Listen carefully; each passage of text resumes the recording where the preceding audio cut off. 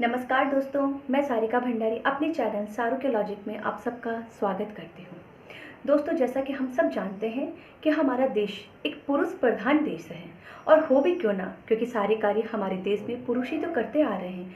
जैसे एक बच्चे को 9 महीने अपने पेट में रखना, प्रसव पीड़ा सहन करके उस बच्चे को धरती पर लाना, उसकी भूख शांत करने के लिए उसे अपने दूध पिलाना, उसका लालन पालन करना, सब एक पुरुष ही तो करता आ रहे हैं। मुझे लग रहा है आप सबको मैं या तो पागल नज़र आ रही होंगी या फिर आपको लग रहा होगा कि मैं क्या बकवास कर रही हूँ।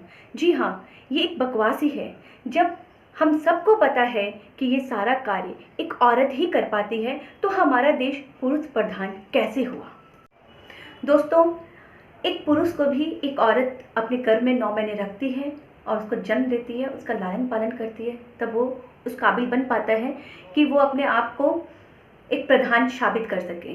और वो हमेशा इसे एक गलत तरीके से औरतों के साथ व्यवहार करता है, उसके साथ अत्याचार करता है। मैं हमेशा यही देखते आ रही हूँ कि जब एक लड़की अपने माँ के घर होती है, तब उस लड़की के नाम के आगे उसका पिता का नाम, और जब वो शादी करके आती है तो उसके पति का नाम जोड़ा जाता है, जैसे कि फलाने की बेटी, ढिकाने की पत्नी।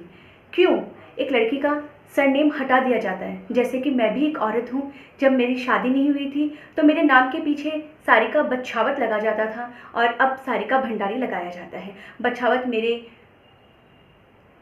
पिताजी के घर का सरनेम था और भंडारी मेरे पति के घर का सरनेम है। मेरा कुछ भी नहीं है। यहाँ तक तो हमारा सिर्फ सरनेम ही चेंज हुआ है। मैंने तो कई बार देखा है, कई लड़कियों के नाम तक बदल दिए जाते हैं।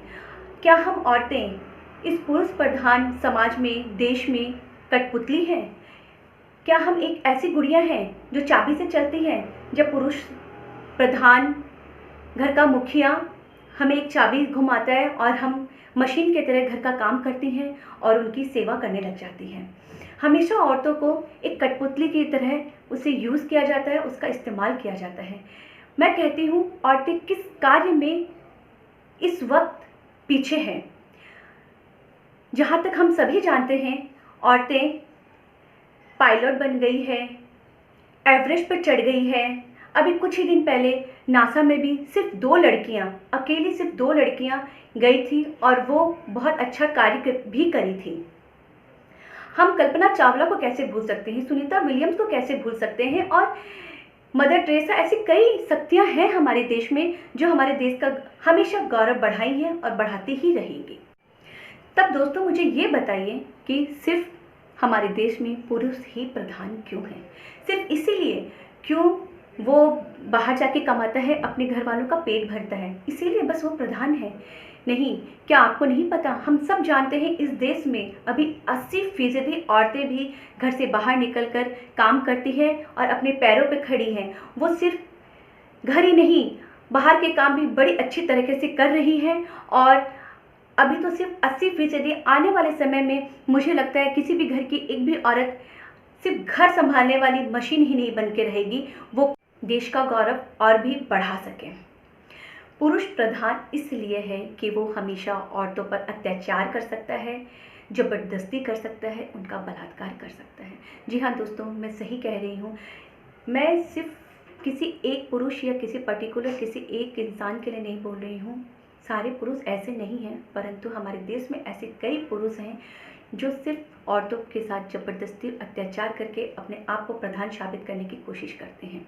आज ही मैंने एक न्यूज़पेपर में पढ़ा था कि सिर्फ 5 साल के बच्चे के साथ कुछ लड़कों ने उसे चॉकलेट का लालच देकर एक जंगल पे लेके गए और उसके साथ ज़बरदस्ती की और उसकी हत्या कर दी। जी हाँ दोस्तों, सिर्फ 5 साल के बच्चे के साथ इतनी निर्मम हत्या अगर हमारे देश में हमारे ही समाज के लड़के करेंगे तो हमारा देश पुरुष प्रधान कैसे हुआ?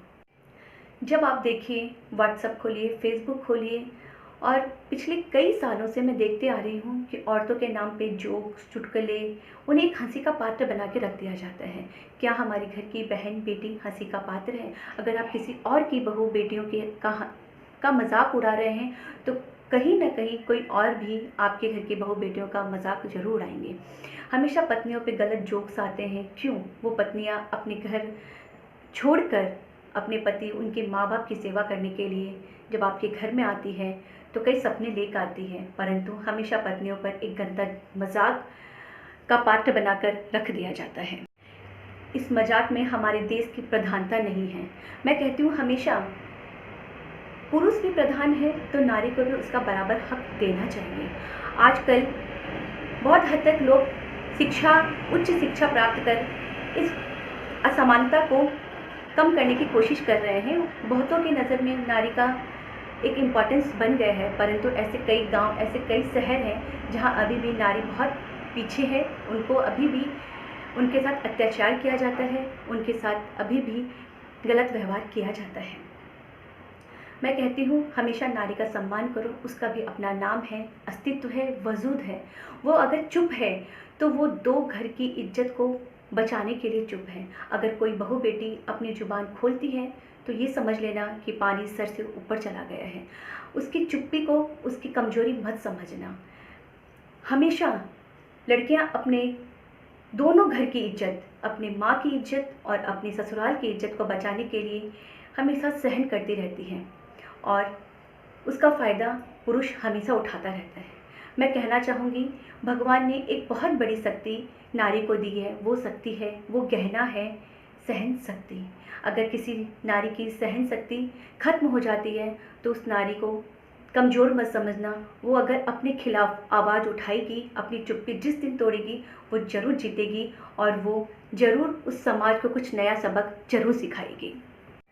मेरा ये वीडियो देखने के बाद अगर कोई भी पुरुष अपने आप को प्रधान साबित करने की कोशिश या प्रधान समझता है तो वो ज़रूर एक बार नहीं 100 बार सोच ले कि वो किस कार्य में प्रधान है और औरतें किस कार्य में पीछे हैं। मैं ये नहीं कहती हूँ कि आप औरतों को उच्च दर्जा दो, लेकिन कम से कम अपने सम्मान का दर्जा जरूर दो। हम अपने घर में बेटों की शादी के लिए बहू तो बहुत संस्कारी लेके आना चाहते हैं और खोजते भी हैं, परंतु हमें नहीं पता कि हमारे घर का बेटा कितना संस्कारी है और कितना अच्छा है। परंतु हमें हमेशा बेटियों के साथ ही, बहुओं के साथ ही अपेक्षाएं रहती है, उनसे ही हम सारी उम्मीदें लगा के रखते हैं। तो एक बार ज़रूर सोचें कि आप कितने परफेक्ट हैं, कितने संस्कारी हैं, तभी आप अपने आप को प्रधान साबित कीजिए। मैं अंत में इतना ही कहना चाहूँगी, नकली धनवानों की पहचान होती है खोखा और पेटी। नकली धनवानों की पहचान होती है खोखा और पेटी। असली धनवानों की पहचान होती है जब उनके आंगन में मुस्कुराती है बहू और बेटी, जब उनके आंगन में मुस्कुराती है बहू और बेटी। मैं सबसे ये गुजारिश करूँगी, मैंने ये किसी पर्टिकुलर किसी एक पुरुष पर इंगित नहीं किया है। जो पुरुष इस तरह के हैं वो प्लीज़ अपने आप को थोड़ा बदले और अपने घर की बहू बेटियों को इज्जत दें और उनका सम्मान करें। इस वीडियो को ज़रूर से ज़रूर अधिक से अधिक शेयर करें ताकि सब बहू बेटियों को उसका स्थान मिल सके। जय हिंद, जय भारत।